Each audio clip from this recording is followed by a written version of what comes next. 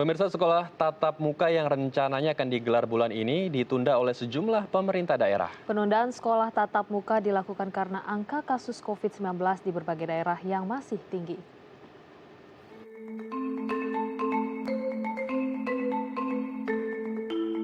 Bulan lalu, Kementerian Pendidikan dan Kebudayaan mengizinkan pemerintah daerah membuka sekolah tatap muka pada Januari 2021.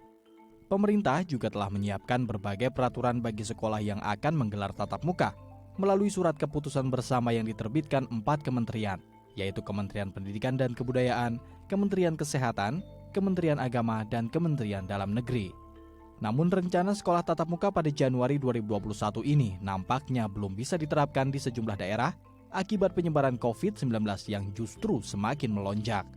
Seperti keputusan pemerintah Provinsi DKI Jakarta, Jawa Barat, pemerintah Kota Denpasar, dan Jayapura yang masih melanjutkan sistem pembelajaran jarak jauh. Sementara itu, meski resmi menunda sekolah tatap muka, sejumlah daerah kini menyiapkan sistem blended learning atau pembelajaran campuran antara belajar tatap muka dan dalam jaringan. Proses blended learning akan disusun sesuai dengan pedoman yang diberikan oleh sejumlah instansi terkait seperti Dinas Kesehatan setempat, Ikatan Dokter Anak Indonesia, hingga Komisi Perlindungan Anak Indonesia. Ya, untuk membahas lebih jauh penundaan sekolah tatap muka, saat ini kami telah terhubung dengan Bapak Indra Karismiaji, selaku seorang pengamat pendidikan. Selamat pagi Pak Indra, apa kabar Pak? Selamat pagi Mas Andrew, apa kabar? Pagi Mbak Priscil. Baik, kami semua di sini puji Tuhan, alhamdulillah sehat-sehat semua. Pak Indra, kalau kita membahas mengenai penundaan pembelajaran tatap muka ini sangat menarik sekali ya, menuai pro dan juga kontra. Kalau dilihat dari angka kasus positif COVID-19 di Indonesia ini masih tinggi ya, hampir 6.000 kasus per satu hari. Ini mulai flat nih, 6.000. Bahkan di pekan sebelumnya ini mencapai 8.000 kasus per satu hari. Apakah hal ini yang membuat pembelajaran tatap muka ditunda atau ada persoalan lain? Bagaimana menurut Pak Indra sendiri, Pak? Ya, kalau kita melihat dari sisi keselamatan jiwa, baik anak-anak kita maupun tenaga pendidik juga termasuk orang tua, karena anak-anak kan ini bisa menjadi carrier ya. Memang kondisinya masih sangat berbahaya untuk memaksakan pembelajaran tatap muka. Dan ini bukan saya yang bicara, tapi ahli-ahli kesehatan. Tadi juga dikatakan Ikatan Dokter Anak Indonesia, Ikatan Dokter Indonesia itu menyampaikan bahkan Indonesia ini gelombang pertama COVID saja belum berakhir kan begitu. Negara lain sudah gelombang keempat nih, kita yang pertama saja belum berakhir. Jadi kondisinya masih sangat berbahaya. Itulah juga kalau saya menyarankan memang belum ada urgensinya untuk memaksakan pembelajaran tatap muka. Oke, Ya memang banyak yang mengatakan, termasuk pemerintah sendiri, akan terjadi dampak-dampak negatif dengan tidak adanya tatap muka. Tapi kita juga harus sadari kalau dunia kan sudah berubah. Ini sudah eranya era digital. Kita mau bekerja sebagai driver ojek, kita mau bekerja sebagai tukang pijit, kita mau bekerja sebagai cleaning service. Bukan dalam arti sama mendiskreditkan profesi mereka, tapi itu adalah contoh-contoh profesi yang tidak membutuhkan pendidikan tinggi, gelar kesarjanaan. Itu aja harus memanfaatkan gadget kan di era sekarang. Nah, kalau dunia pendidikan kita begitu gagap, begitu kesulitan menerapkan pembelajaran yang basisnya teknologi, berarti kita memang punya masalah besar di sana. Ada sebuah lembaga di Inggris tahun 2018 itu namanya Center for Education Economics. Itu menerbitkan sebuah jurnal yang isinya cukup menohok kita. Kesimpulannya begini, anak Indonesia siap menghadapi abad 21 di abad 31. Jadi kita dianggap ketinggalan 10 abad, 1000 tahun. Dan melihat kondisi COVID ini memang ternyata betapa jadulnya dunia pendidikan kita. Ini yang harus segera dibenahi, mengingat programnya Pak Jokowi itulah pembangunan SDM unggul. SDM unggul ya di era digital, bukan di era saya dulu, era non-digital. Mungkin itu pandangan saya. Oke, kemudian ada survei dari Federasi Serikat Guru Indonesia yang juga mengatakan mayoritas guru setuju pembukaan KBM tatap muka. Ada pula riset dari KPAI 78% murid itu menginginkan sekolah tatap muka karena juga adanya kesulitan dalam menerima materi pembelajaran dan juga ancaman learning loss. Nah, seperti apa menjawab dilematis ini, Pak Indra? Nah, itulah yang sebetulnya jadi menarik nih.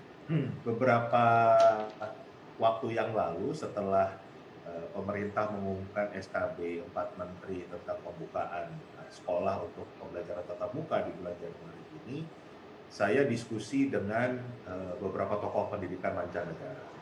Saya sampaikan, menurut pemerintah Indonesia itu dengan adanya PJJ, belajar dari rumah, itu terjadi learning loss, kan gitu. Bagaimana menurut para tokoh pendidikan internasional? Mereka ketawa, kan gitu.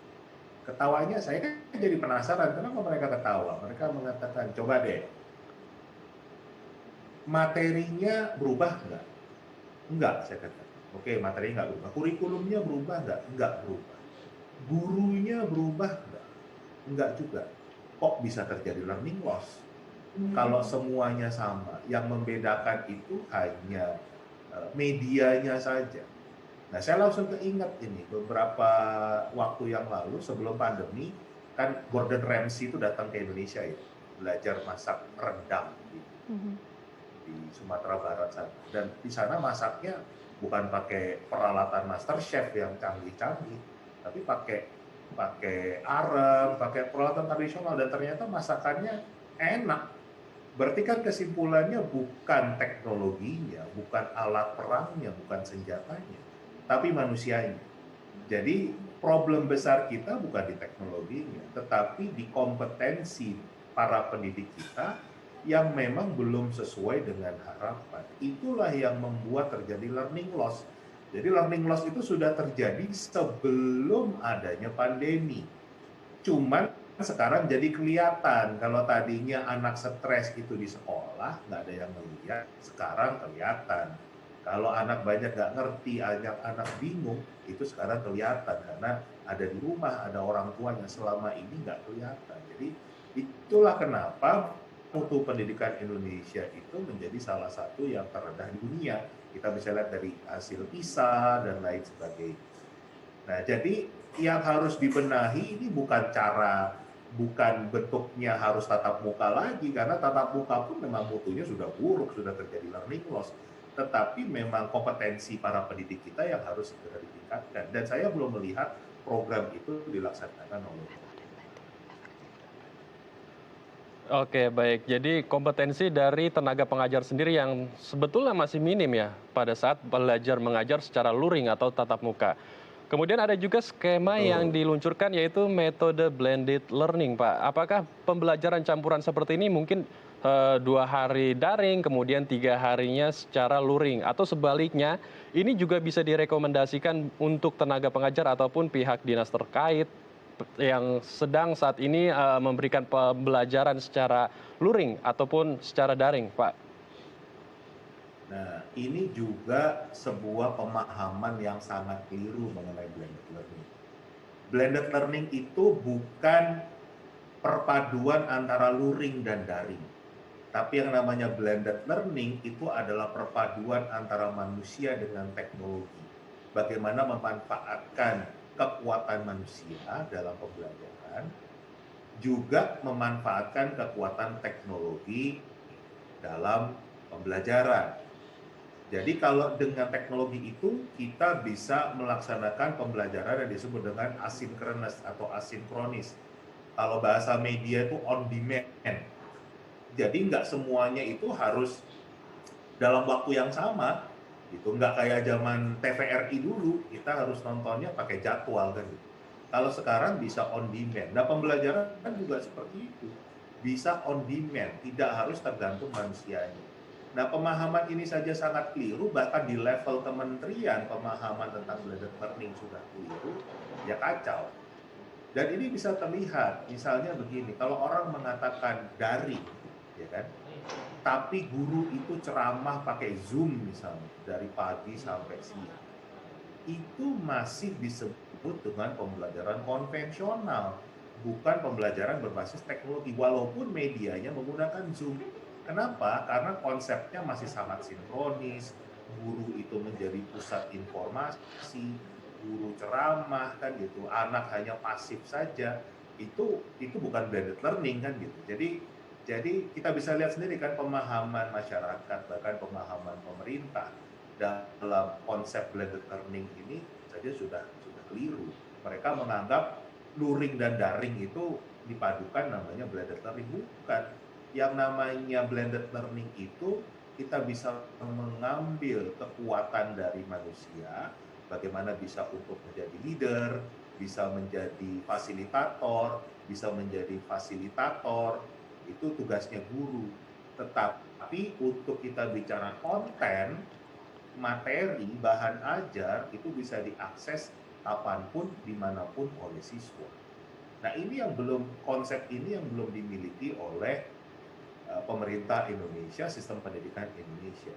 Dan ini konsep yang lama, sudah dari awal tahun 2000-an itu sudah dikembangkan konsep blended learning. Tapi kan tadi kita ini masih sangat jadul, kita sulit berubah, kita komplasen, kita merasa kita baik-baik saja, padahal kondisi pendidikan kita itu adalah salah satu yang terburuk di dunia. Bahayanya adalah kita punya impian, ya mau ketemu bonus demografi, malah nanti kita bisa ketemu bencana demografi karena kita tidak menyiapkan SDM sesuai dengan zaman.